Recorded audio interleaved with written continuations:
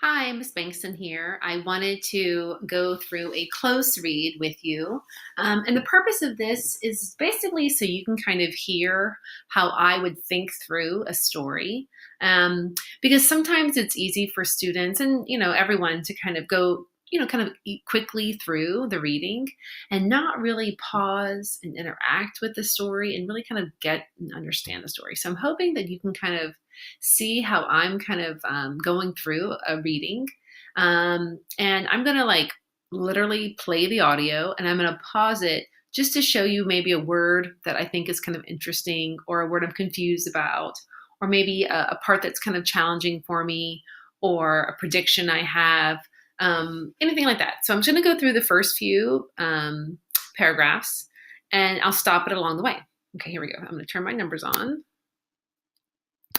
Excerpt from Act 1. Scene. As curtain rises, we see a divided stage, only the center part of which is lighted and furnished as Mrs. Stevenson's bedroom. Expensive, rather fussy furnishings. A large bed, on which Mrs. Stevenson, clad in bed jacket, is lying. Okay, so I have here clad in bed jacket. And to me, those are kind of old fashioned terms. They're interesting. So, clad, bed jacket, those aren't really everyday kind of vocabulary for me. But I know clad means to wear.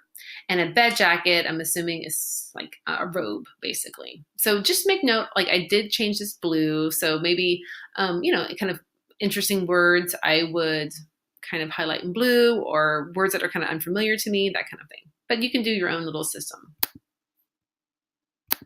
A night table close by, with phone, lighted lamp, and pill bottles. A mantel with clock, right. A closed door, right. A window with curtains closed, rear. The set is lit by one lamp on a night table. It is enclosed by 3 flats. Beyond this central set, the stage on either side is in darkness. So beyond the central set, the stage on either side is in darkness. And I just wanted to make note again. Okay, so I'm pictured in my head. So her bedroom is the only thing that is lit.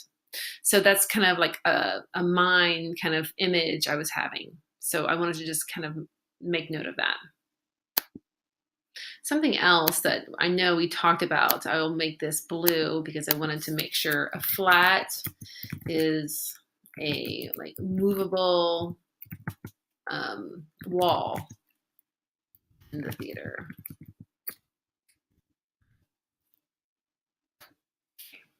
Here we go. Back to paragraph 2. Mrs. Stevenson is dialing a number on the phone as curtain rises. She listens to phone, slams down receiver in irritation. Okay, so let's back up. So Mrs. Stevenson is dialing the number. Okay, so it's the opening scene. Got it. The curtain rises and she is opening. She's dialing the phone. Got it. And then I highlighted this word because to me, this word tells us a lot about Mrs. Stevenson. She's irritated. So I just wanted to make note of that. As she does so, we hear sound of a train roaring by in the distance. Now, I obviously have read this, and so I'm thinking, okay, so why did the author choose to have this train sound effect? So maybe I wrote myself a note. Could be important later. Not sure, but maybe.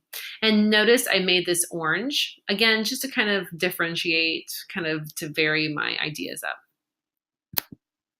She reaches for her pill bottle, pours herself a glass of water, shakes out pill, swallows it, then reaches for the phone again, dials number nervously.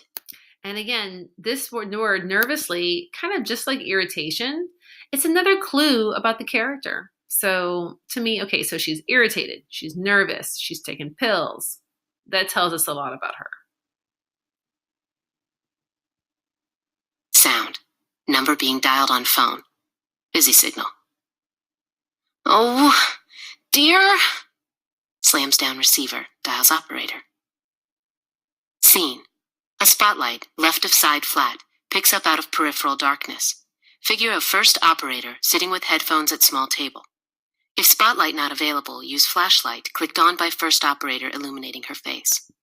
Now, I highlighted this because in my head, I just thought it was interesting. Like, I was just kind of picturing this operator, like, also on the stage, and she maybe doesn't have a spotlight on her, so she's just illuminating her face. So that just reminds me of, like, kind of being in the dark, and I don't know, telling stories or something, and you would kind of like hold that flashlight under your chin to make your face kind of eerie looking. But anyway, so that's kind of what I was picturing.